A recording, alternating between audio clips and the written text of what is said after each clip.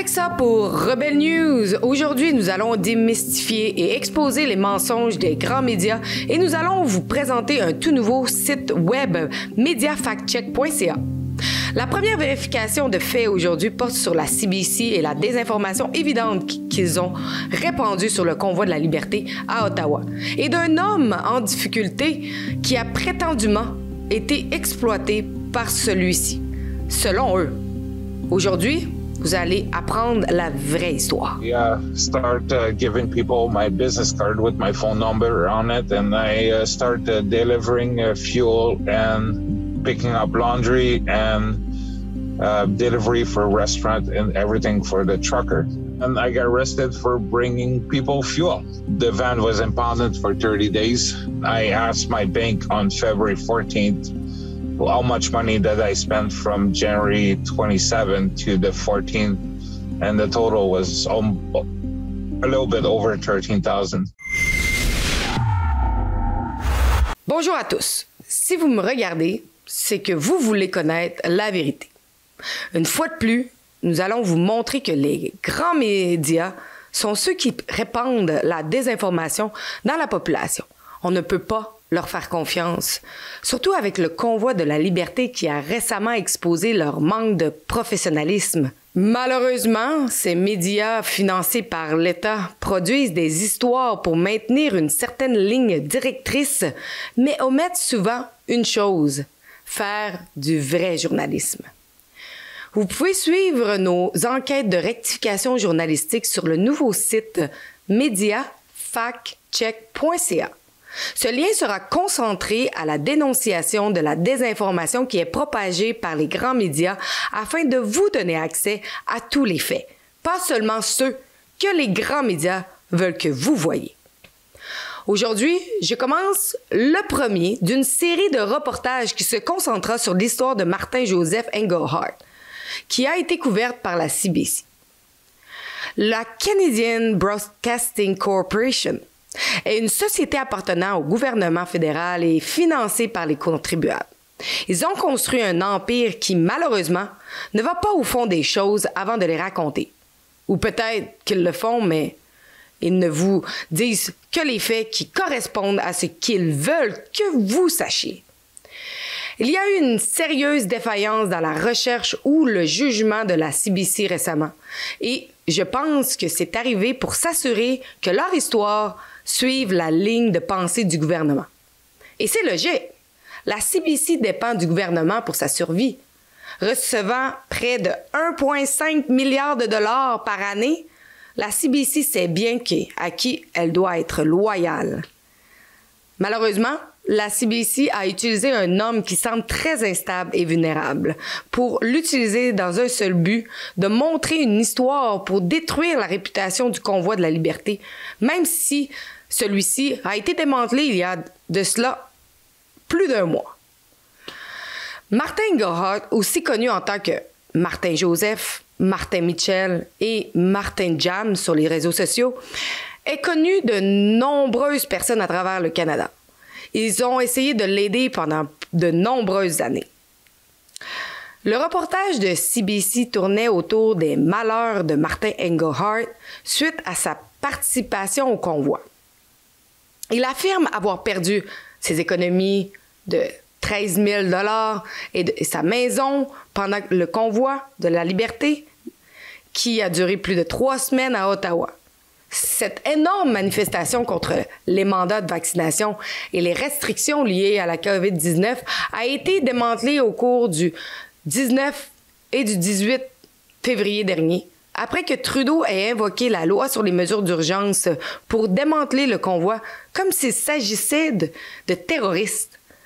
Voici un extrait de ce que Engelhardt a déclaré à la CBC. It was amazing. It just like all the people waving flags and everything, and I thought that was a cause, that was bigger than me, and I thought, it was worth the effort to go. I start giving people my business card with my phone number on it, and I start delivering fuel and picking up laundry and delivery for restaurant and everything for the trucker. And I got arrested for bringing people fuel. The van was impounded for 30 days. I asked my bank on February 14th how much money that I spent from January 27 to the 14th, and the total was a little bit over 13,000. Par la suite, l'affaire a fait jaser sur les réseaux sociaux. Plusieurs personnes ont prétendu l'avoir aidé et lui avoir fait des virements bancaires pour l'aider. Et tout cela, pas seulement pendant le convoi. J'ai alors su que je devais examiner de plus près son histoire. Monsieur Engelhardt, au cours de son entrevue, a pris le temps d'expliquer qu'il avait reçu une contravention pour sa participation au convoi, datée du 10 février. Il a également mentionné à la CBC qu'il avait été arrêté le 15 février pour avoir livré du carburant à des camionneurs et que sa voiture avait été remorquée. Commençons par la première des informations, ici. Engelhardt aurait perdu sa maison en Alberta à cause du convoi. Live in my car.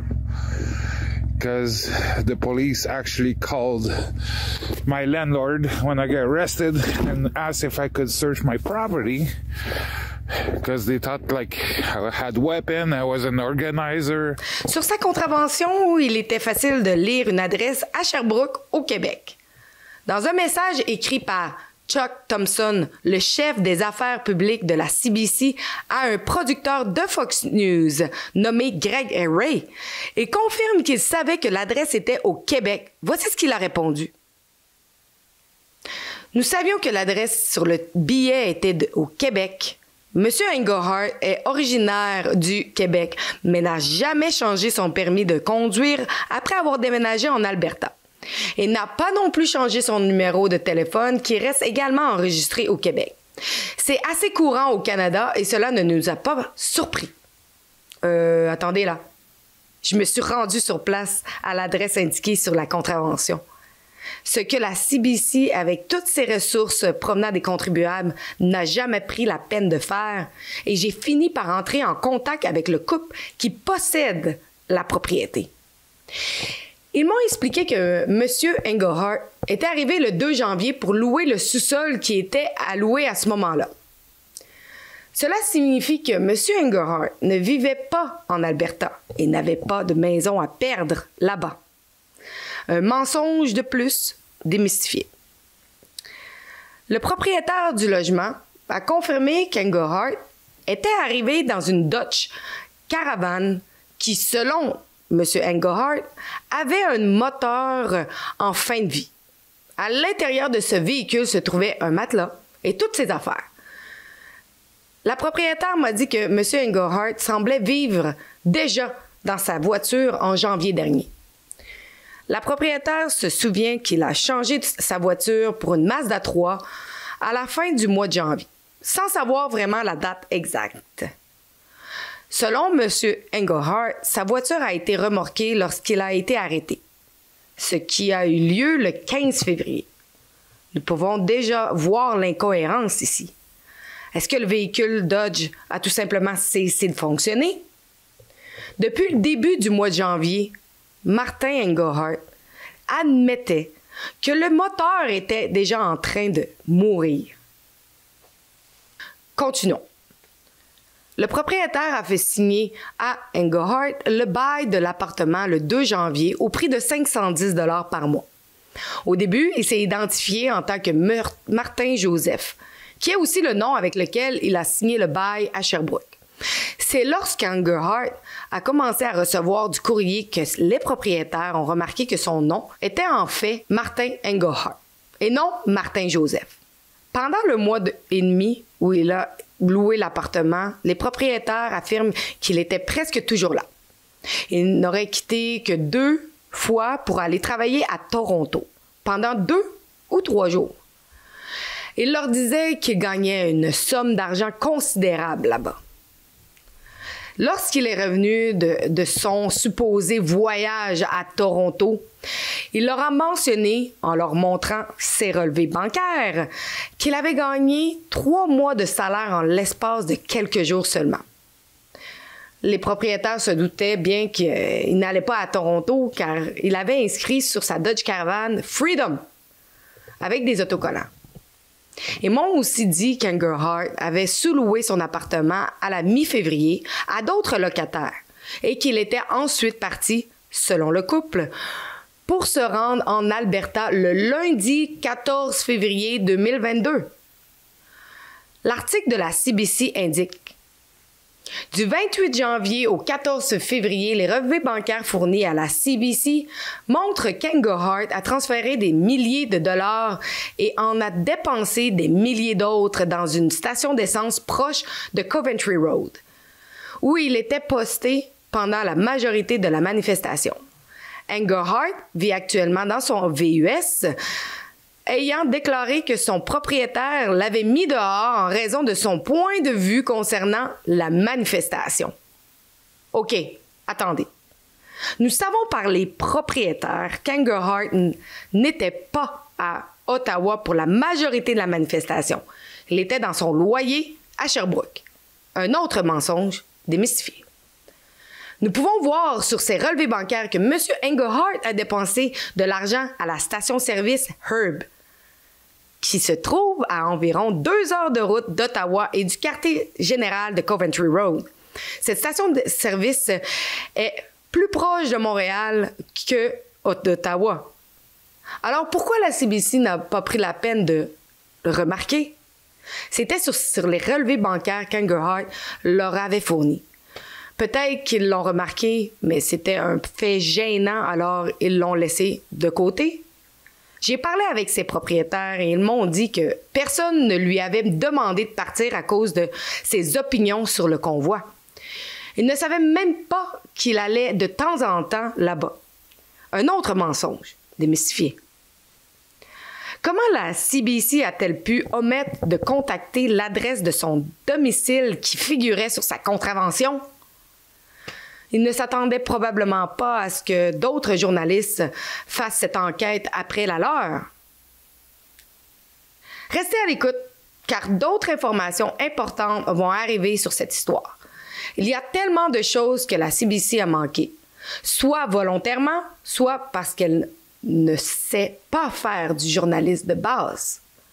N'oubliez pas de suivre notre nouveau site web mediafactcheck.ca pour ne jamais manquer une histoire. Ce site web va être très occupé avec la quantité de choses que les médias traditionnels se trompent dessus ces temps-ci. Mais si les médias faisaient correctement leur travail, je n'aurais pas le mien. J'espère que vous avez apprécié. Merci beaucoup, c'était Alexa pour Rebelle News. Comme vous le savez, nous voulons démystifier la désinformation et la mésinformation propagée par les médias à grand public. Et si vous voulez tout savoir sur nos reportages et nos investigations, vous pouvez le faire à mediafactcheck.ca. Et également sur cette page web, vous pouvez nous aider avec notre journalisme. Vous pouvez donner généreusement. Merci beaucoup.